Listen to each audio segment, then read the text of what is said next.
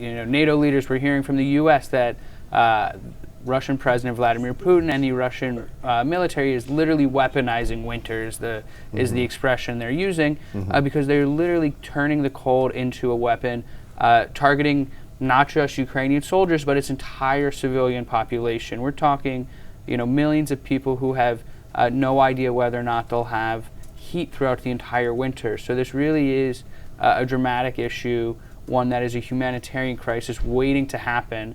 And so Ukraine is desperately asking for not only more air defense systems to stop all of these aerial attacks, but for stronger air defense systems in particular. Welcome to Reporter's Notebook, where we talk to the Washington Examiner's top journalists about the stories breaking on their beats.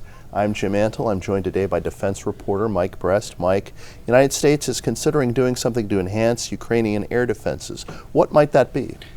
What you're talking about is sending Patriot missile defense systems to Ukraine. As we know, throughout the course of the war, the U.S. and NATO allies have provided billions of dollars worth of military technology, weapons, ammunition, so on and so forth. They've trained them on a lot of these systems.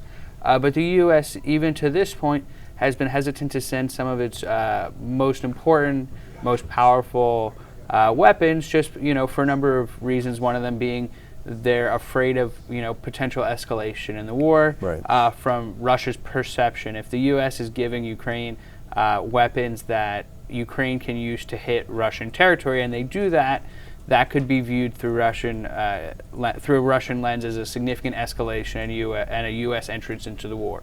So the U.S. for many months now has been unwilling to provide certain weapons that they deem to be too risky.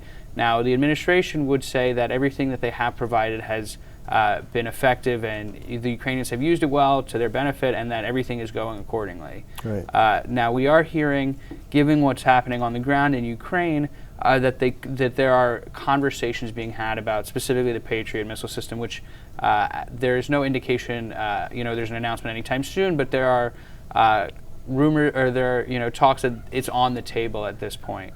And so now, to what we've seen on the ground and how that's relevant, is over the last couple weeks we've seen Russia continue to attack Ukraine's energy system, specifically its electrical grid and how they power their country. And so we've seen millions of people lose electricity, lose heat, lose the access to water. And this is a major concern given that winter is coming. Absolutely. We're hearing from NATO leaders. We're hearing from the U.S. that Russian President Vladimir Putin and the Russian military is literally weaponizing winters, is the expression they're using, because they're literally turning the cold into a weapon, targeting not just Ukrainian soldiers, but its entire civilian population. We're talking, millions of people who have no idea whether or not they'll have heat throughout the entire winter. So this really is a dramatic issue, one that is a humanitarian crisis waiting to happen.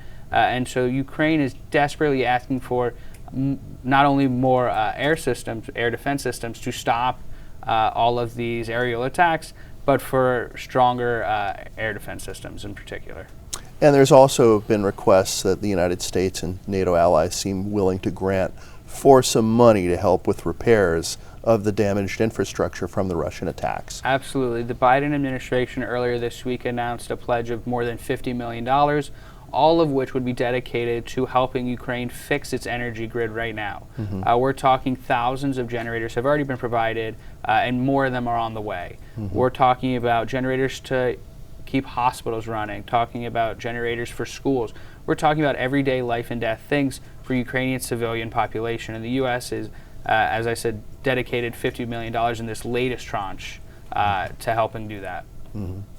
So a little closer to home, obviously there's a lot of debate going on about how we're going to fund the U.S. defense budget, and the National Defense Authorization Act, the NDAA, is coming together in the waning days of this Congress. What are some of the disputes, some of the sticking points that are kind of complicating this process? So it's important to note that this is must-pass legislation. This is how the military funds itself year after year. Right. This legislation is passed every year for 60 years. Now there's some years where it's passed, very easily between the two parties, and there's a lot of bipartisan consensus. And then there are other years where it can get a lot more tricky in terms of compromise and different stakeholders, making demands. Right. And so as we move forward, one of the big demands that we're seeing is a group of about a dozen Republican senators came out and said they don't think the NDAA should be moved forward unless the Pentagon unless they vote on an amendment that would require the Pentagon remove its COVID vaccine mandate. Now we heard the Pentagon respond to that already, issuing their response that has been consistent throughout the pandemic, which is that this is a vaccine requirement like all of the other vaccine requirements that service members are required to get, and the number's about a dozen and a half vaccines. So from the Pentagon's perspective, why should there be a loophole in the vaccine mandate when there aren't with any of the other ones? Now that being said, that's an easy argument for the Pentagon to make, but it doesn't change the fact that a dozen senators remaining firm on this point could become a very large block in the obstacle of passing this legislation. And when vaccine mandates in other contexts have come up for a vote in the Senate, it isn't just Republicans that have tended to vote against these. A lot of Democrats, particularly from red states, have defected. So if there is a vote on this, it's not entirely clear that the Pentagon would get its way.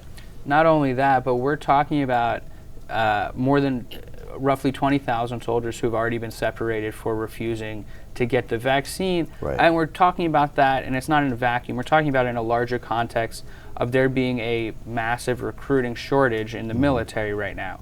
And so we're seeing, when you hear it from lawmakers, they're saying that this is contributing to that problem. Right. They're saying kicking soldiers out of the military who are otherwise healthy and ready and able to serve their country, we're kicking them out, and we already are at a disadvantage in terms of numbers, so why would we keep doing that? Right, and also that the military does disproportionately pull from demographics that have tended to show some signs of vaccination hesitancy, at least with regard to COVID. Absolutely. But the Pentagon argues that this is basically a readiness issue. It's very important for the readiness of forces for them to be everyone to be updated on their vaccines. Absolutely. They, as I said, consider this to be like any other vaccine that a service member would have to get.